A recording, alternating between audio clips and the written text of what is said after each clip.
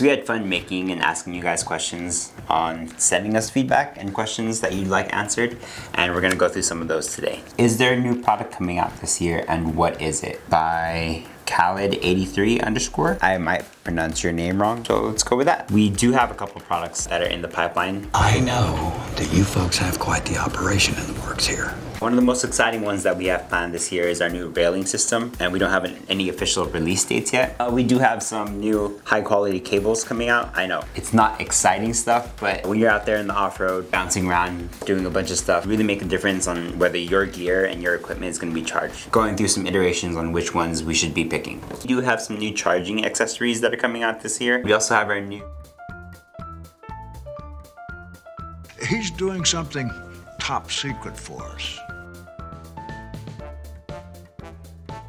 But it's gonna be really awesome. So our next question comes from Z McDaddy 87. I've had issues with my Mob Armor MagSafe wireless charger. Do you know why? Like this whole wireless charging series, we've come across 3 major problems. Pastor Ryan was trying to explain things to you without using a phone. I'm going to use a phone. So like we said before, we ran into 3 problems. Is how thick your case is. Jake, that armor's too thick.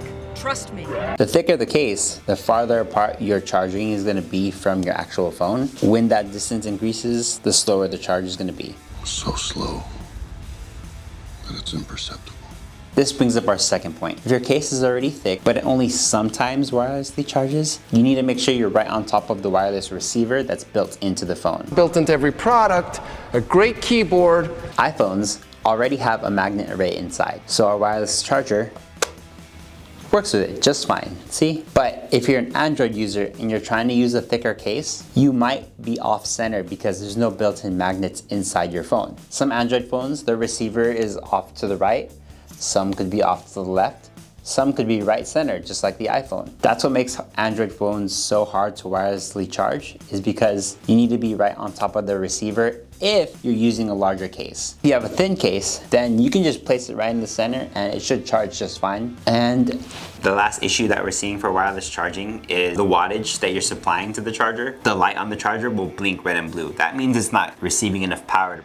I may have more power than you think. A lot of cars do have that built-in USB or Type-C plug in them, but usually they're very limited and that doesn't really work for our wireless chargers. So McDaddy, I hope that answers your question. So our next question is from Valley Window Cleaning. Bought 2 mounts and discs to mount a surface, aren't staying on. Any idea why? So some people can get very excited. Jimmy was so excited, you'd think he was being made. In terms of putting their disc on and then putting the mount on right after. We always recommend clean the surface with our included wipes and then properly give it time to adhere, which is about 24 to 48 hours. I don't understand why so long. That way the adhesive on the back has time to really glue on there. Using an extreme example, when you're trying to put your disc on there, you might be able to get most of your disc on, but you'll have a small gap here, and eventually taking your phone on and off that gap will take advantage of that portion and slowly start to peel that off. Hard surface versus a soft surface. Really? Is that a hard or soft?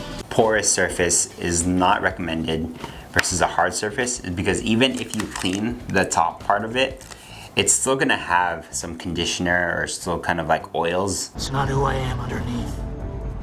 But eventually some of those oils will come back up and start to mess with the adhesive, and that's gonna peel right off. I think I get it now.